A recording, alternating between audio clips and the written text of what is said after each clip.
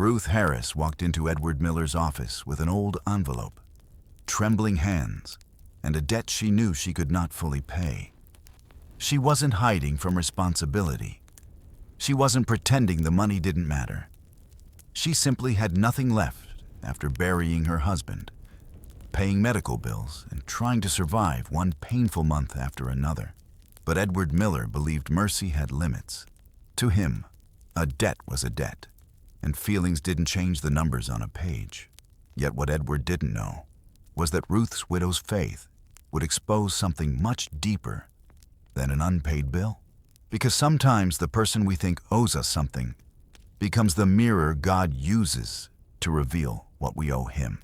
This is a Christian story about forgiven debt, the grace of God, Christian forgiveness, and the mercy of Christ. And before it ends, Edward will discover that the greatest debt in the room was never Ruth's. It was his, and only Jesus could pay it. Edward Miller was the kind of man people trusted with numbers, contracts, and difficult conversations. At 58, he owned a small debt collection business, served faithfully at church, and always looked like he had life neatly under control. He shook hands firmly, arrived on time, gave generously, and could quote a verse about responsibility before the coffee even got cold. To many people, his life looked like a solid Christian story of discipline, good works, and old-fashioned integrity. But beneath that polished reputation, Edward's heart had become harder than he realized, and mercy rarely found a soft place to land. He didn't think of himself as cruel, and that's important, because most hard-hearted people don't walk around twirling a villain mustache. Edward simply believed that rules kept the world from falling apart, and in business, he repeated one sentence like a personal creed: "A debt is a debt." There was truth in that, of course, because the Bible never celebrates dishonesty, laziness, or careless living. But Edward had slowly turned responsibility into rigidity, and every unpaid bill became proof that someone deserved pressure more than patience. He knew the words, "grace of God," but in practice, grace made him nervous, as if mercy might ruin everything he had built. At church, people admired Edward because he looked dependable. And dependability is a beautiful thing when it serves love. He helped with offerings, supported missions, joined prayer breakfasts, and nodded seriously during sermons about Christian forgiveness. Yet when someone in real life needed patience, understanding, or another chance, Edward's compassion seemed to disappear behind spreadsheets and signatures. A wise person might say, accountability matters, but so does listening before judging. And that was the lesson Edward had never learned.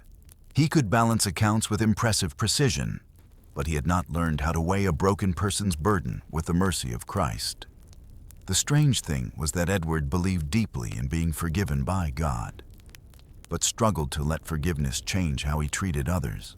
He loved hymns about a forgiven debt, sang them with confidence, and even got misty-eyed during communion when the cross was mentioned.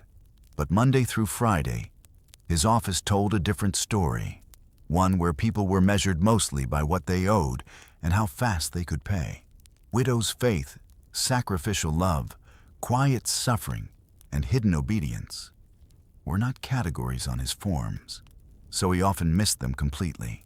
And then, one afternoon, a file landed on his desk with the name Ruth Harris on it, and Edward had no idea that this debt would begin exposing his own. The file on Edward's desk looked ordinary at first. Just another name, another balance, another late account waiting for his signature. But the name at the top made him pause for half a second. Ruth Harris, 71 years old, widow, longtime church member, overdue for several months. Edward leaned back in his chair, adjusted his glasses, and told himself not to get sentimental, because business and feelings are a messy soup when stirred together. Still, there was something about the word widow that should have slowed him down more than it did. The Bible speaks tenderly about widows, but Edward's first instinct was not widow's faith. It was payment history. Ruth had not disappeared, lied, or tried to make herself look innocent. She answered his call with a tired voice and admitted, "Yes, Mr. Miller, I know I owe it." There was no drama in her tone, no performance, no attempt to win sympathy with a sad little violin playing in the background. She simply explained that her husband's illness had drained almost everything: medicine, hospital trips, special food, home care, and bills that arrived like uninvited relatives. Edward listened, but he listened the way a locked door listens to someone knocking in the rain. Ruth asked for time, not luxury, not escape, not a free pass from responsibility. She said, "I'm not asking you to pretend the debt isn't real. I'm asking for room to breathe while I try to stand again." That sentence carried the quiet strength of widow's faith, the kind of faith that keeps praying even when the kitchen table is covered in unpaid envelopes. A softer heart might have said, "Let's review this carefully and see what can be done with wisdom and fairness." But Edward's mind went straight to policy, interest, deadlines, and the kind of rules that make mercy wait outside the office.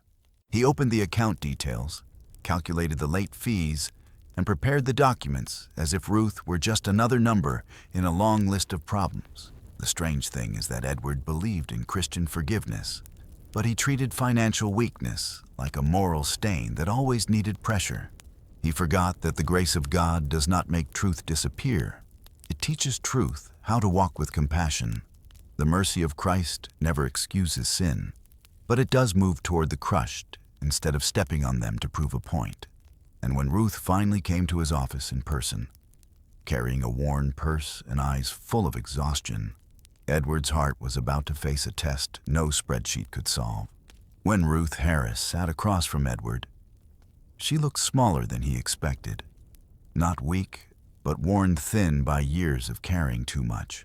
Her hands rested carefully on her purse, the way people hold on to the last thing they can still control. She explained again that she knew the debt was real, and she never once asked Edward to lie, cheat, or pretend numbers didn't matter. But she also told him that after her husband died, grief didn't come alone. It brought medical bills, empty cabinets, and nights too quiet to sleep through. Edward heard every word, but his face stayed firm, because the mercy of Christ had not yet reached the part of him that handled other people's pain. Then Ruth said, "I know I owe it, Mr. Miller. I just don't have the strength to carry one more burden." For a moment, the room became still, and even Edward's pen seemed to pause above the paper. A wise man might have recognized widow's faith in that sentence, the kind that doesn't deny hardship, but still refuses to curse God. But Edward leaned back and answered, "A debt doesn't disappear because life was hard." It sounded responsible, maybe even practical, but it landed on Ruth like another stone placed on a back already bent low. Now, Edward was not completely wrong about responsibility, and that is what made his hardness so dangerous. Partial truth can become cruel when it forgets the grace of God and refuses to make room for Christian forgiveness. Yes, debts matter, promises matter, and integrity matters, but people are never merely invoices with skin on them. A practical response could have been simple: review her income, remove unnecessary fees, create a fair plan, and connect her with church benevolent support. But Edward had trained himself to see mercy as weakness, so every compassionate option looked like a threat to order. Ruth nodded quietly, because some people have suffered so much that they no longer waste energy defending themselves.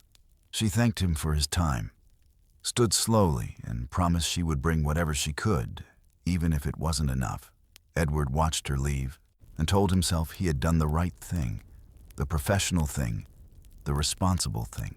But deep down, something uncomfortable followed him like a shadow, whispering that a forgiven debt should have made him gentler than this. And before long, Edward would learn that Ruth's story was not about irresponsibility at all, but about a hidden kind of love he had never bothered to count. Edward discovered the truth by accident, which is often how God pulls back a curtain we were never planning to touch. A few days after Ruth left his office, he drove past her small house to verify some information for the account. He expected to see neglect, disorder, maybe proof that his judgment had been right all along. But instead, he saw Ruth standing on her porch, handing 2 warm plates of food to a pair of children from the house next door. For the first time, Edward wondered if Widow's faith might look different from the assumptions he had placed on her file. The children were quiet, thin, and careful, the way kids become when they learn too early not to ask for too much. Ruth smiled at them like a grandmother, wrapped 1 plate in foil, and gently reminded the older boy to share with his sister. Edward sat in his car longer than he meant to, watching a woman who owed money still give away what little she had. That did not make the debt disappear, of course. But it made Edward's heart stumble over a truth his paperwork had missed. Sometimes the grace of God is reflected most clearly through people who have almost nothing left to offer. Later, Edward learned that the children's mother worked 2 jobs and often came home too late to cook. Ruth had been making simple meals for them 3 nights a week. Soup, rice, beans, toast, whatever she could stretch without making it look stretched. She never posted about it, never used it to ask for sympathy, and never mentioned it in his office as proof that she deserved mercy. That kind of quiet love is powerful because it doesn't perform Christian forgiveness for applause. It simply sees hunger and moves toward it. Edward had judged her by what she failed to pay, but heaven had been watching what she chose to give. The discovery bothered him more than he wanted to admit, because Ruth no longer fit the category he had built for her. She was not careless, lazy, or irresponsible. She was tired, grieving, generous, and carrying burdens that would have bent stronger people. The mercy of Christ suddenly felt less like a beautiful phrase from church, and more like a demand placed gently but firmly on Edward's own conscience. A forgiven debt should make a person curious before they become cruel, patient before they become proud, and humble before they make final judgments. But Edward still resisted the discomfort until Sunday arrived, and the pastor opened the Bible to a parable Edward wished had been preached to someone else. That Sunday, Edward arrived at church determined to be normal, which is what people often do when conviction starts knocking too loudly. He shook hands, smiled politely, opened his Bible, and sat in his usual seat like nothing inside him had been disturbed. But Ruth's porch kept returning to his mind. The warm plates, the hungry children, the quiet generosity he had never bothered to see. Then the pastor stood up and announced the passage from Matthew 18, the parable of the unforgiving servant. Edward looked down at the page, and suddenly this was not just another sermon about Christian forgiveness. The pastor spoke of a servant who owed a debt so large he could never repay it. Not in a lifetime, not with 10 lifetimes and a better budget. The king forgave him completely, freely, mercifully, and the room seemed to breathe with the beauty of the grace of God. But then that same forgiven man found another servant who owed him far less and grabbed him by the throat, demanding payment. Edward had heard the story before, of course, but familiarity can be dangerous because it lets people admire truth without obeying it. This time, every sentence felt like it had left the pulpit, walked down the aisle, and sat directly beside him. Then the pastor said, "A man who receives mercy but refuses to show mercy has not understood the mercy he received." Edward's jaw tightened, because that sentence touched the exact place he had tried to keep professional, clean, and untouched by emotion. He thought of Ruth saying, "I just don't have the strength to carry one more burden," and felt the weight of his own reply return to him. A practical lesson became painfully clear. Before demanding justice, a believer should ask, "Am I handling this person the way Christ handled me?" The mercy of Christ does not erase truth, but it does teach truth to kneel beside the wounded before handing them another burden. By the end of the sermon, Edward could barely sing the closing hymn without hearing the phrase "forgiven debt" echo in his chest. He had built a life around collecting what people owed, but the gospel was reminding him of what he himself could never pay. Ruth's widow's faith, her quiet meals for those children, and her worn envelope of responsibility now looked different, under the light of Scripture. Edward still wanted to defend himself, because pride always tries to file an appeal when grace exposes the heart. But later that afternoon, while searching through an old box in his closet, he would find a letter that made the sermon impossible to escape. That afternoon, Edward went home with the sermon still pressing against his chest, like a hand he couldn't move away. He told himself he was only looking for old tax papers, but conviction has a funny way of leading people to the exact box they need to open. In the back of his closet, beneath photo albums and faded Christmas cards, he found a bundle of letters tied with an old brown ribbon. The handwriting belonged to his father, Charles Miller, a man Edward had always remembered as strong, practical, and almost impossible to shake. But the first letter he opened revealed a story Edward had never heard, and suddenly the phrase, "forgiven debt," felt painfully close to home. Charles had written about a season when the Miller family almost lost everything: the house, the business, the respect, and the future Edward had taken for granted. Medical bills had piled up, work had slowed down, and one missed payment had turned into 3, then 5, then a mountain no honest man could climb. Edward read slowly, because each sentence sounded less like family history and more like a mirror held up to his own office. His father had not been lazy, careless, or dishonest. He had simply been crushed by life faster than he could recover. And for the first time, Edward saw Ruth's widow's faith standing inside his father's old pain. Then came the part that made his hands tremble. Charles wrote that a Christian man from their church had stepped in, forgiven part of the debt, rearranged the rest, and helped the family breathe again. He had not called it weakness. He had called it Christian forgiveness wearing work clothes. That man's mercy had protected the home Edward grew up in, the table he ate at, and the stability he later mistook for something his family had earned alone. The grace of God had entered Edward's life long before he understood it, through someone who chose mercy when strict justice could have taken everything. At the bottom of the letter, Charles had written, "Edward, if God ever places someone helpless in front of you, remember that our family once stood where they stand." Edward read that sentence again and again, until there was no room left for his old excuses to breathe. The mercy of Christ was no longer a sermon illustration, a hymn lyric, or a phrase spoken politely during communion. It had been the hidden foundation beneath his own story, and he had nearly denied that same mercy to a grieving widow with tired eyes. By the time Edward folded the letter, he knew Ruth would come back with whatever little she had, and he feared what her humility might finally reveal about him. The next morning, Ruth Harris walked into Edward's office, carrying an old envelope pressed carefully against her chest. She looked tired, but peaceful in that quiet way some believers carry pain, without letting bitterness sit in the driver's seat. Edward stood when she entered, not because of business manners, but because something in him had changed after reading his father's letter. Ruth placed the envelope on his desk and said, "It isn't enough, Mr. Miller, but it's everything I could bring." And in that moment, her widow's faith became a living picture of every soul standing before God with empty hands. Edward opened the envelope and saw small bills, coins, and a folded note written with trembling handwriting. There was no hidden wealth, no dramatic rescue, no secret account waiting to solve everything like the last scene of a movie. Just a grieving widow trying to pay a debt she could not carry, and a man finally seeing himself in her struggle. A forgiven debt was no longer a phrase from a hymn.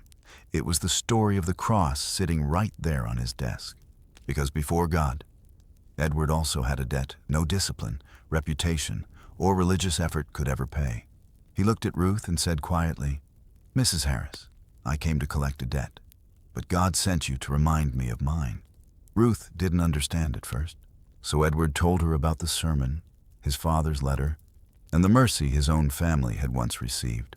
Then he removed the unfair fees, reworked what was just, and chose to help her in a way that protected her dignity instead of humiliating her. That is important, because Christian forgiveness is not emotional theater. It is love becoming wise, practical, honest, and costly.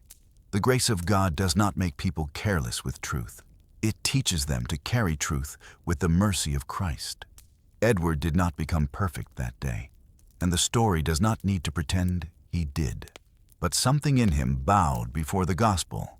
Jesus had not ignored the debt of sin. He had paid it fully at the cross.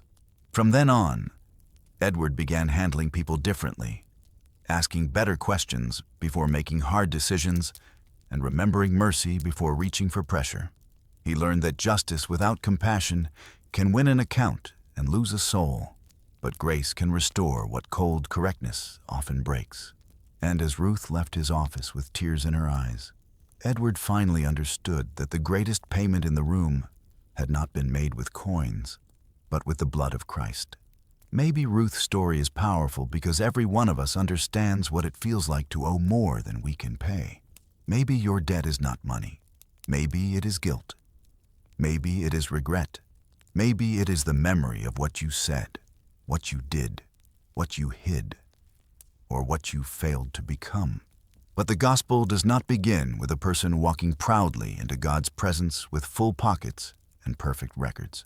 It begins with empty hands. Edward thought Ruth was the only one with a problem, but God used her widow's faith to reveal a deeper truth. Before the cross, every soul stands with a debt too great to carry and too holy to ignore. And this is the beauty of the mercy of Christ. Jesus did not pretend the debt of sin was small. He did not sweep it under the rug.